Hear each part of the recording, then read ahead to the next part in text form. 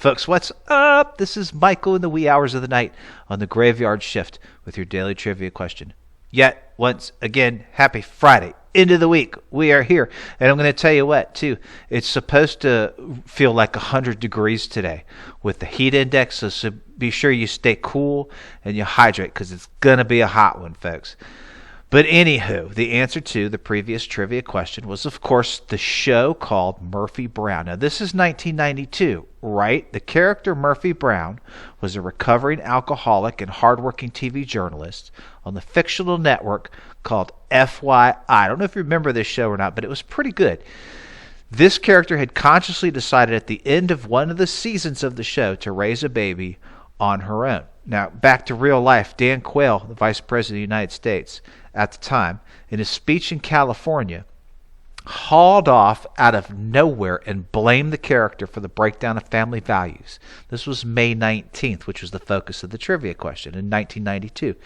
Now, let me read this quote to you, which was a small part of this big speech that ended up going down in history. He said, quote, "It doesn't help matters when primetime TV has Murphy Brown, a character who supposedly epitomizes today's intelligent, highly paid professional women, mocking the importance of fathers by burying a child alone and calling it just another lifestyle choice."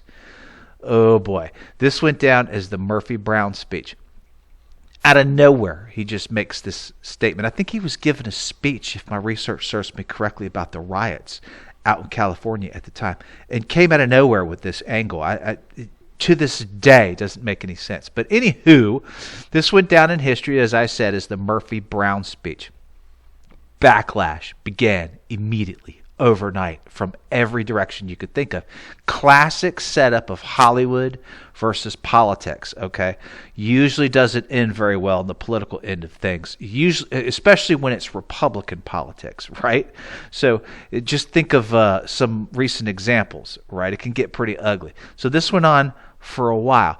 Some talking heads, news stations, magazine publications, newspapers, you name it, went as far as to assert that the Dan Quayle's Murphy Brown speech influenced that year's presidential election. It certainly didn't help matters. Remember, he made this speech in May during an election year with November right around the corner. It never fails to amaze me why politicians do stupid things like this and say stupid things like this in an election year, right?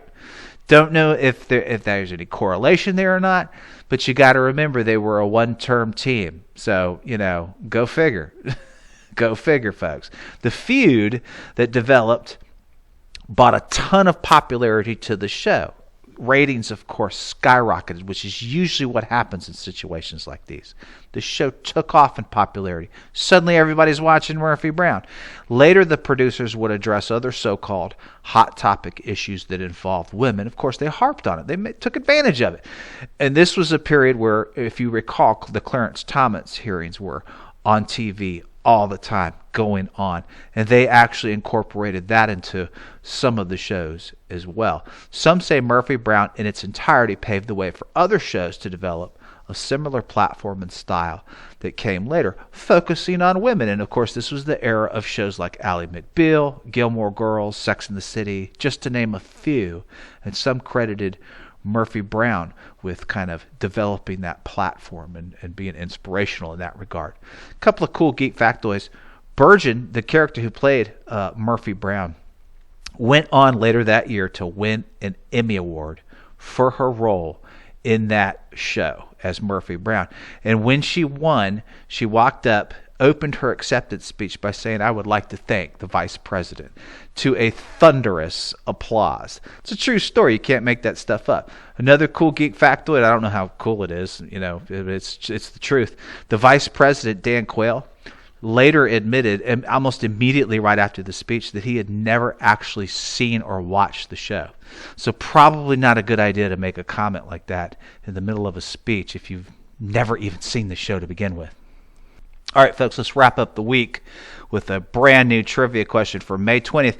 We'll just stay on the topic of like crazy 90s incidents. Why don't we? On this day in 1992, see if you remember this, at the so-called peak of his career, this comedian showed up for a taping of The Tonight Show with Jay Leno for a scheduled guest spot, and during the course of his appearance, he produced a can of lighter fluid, which he then sprayed on his chair and lit on fire.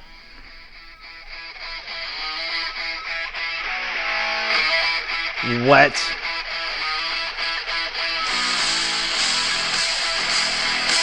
Have a good weekend, everybody.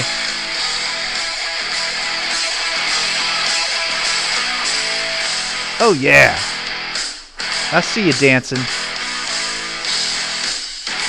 Get that Friday dance on.